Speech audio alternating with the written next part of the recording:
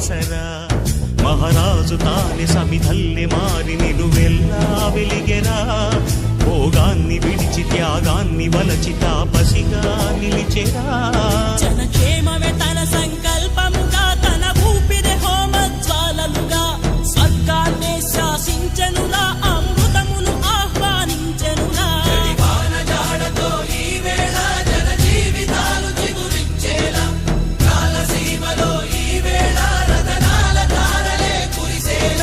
కల్లు కల్లు మని సిరిమూవల్లే చినుకే చేరగా జల్లు జల్లు మని పులకింతల్లో పుడమే పాడగా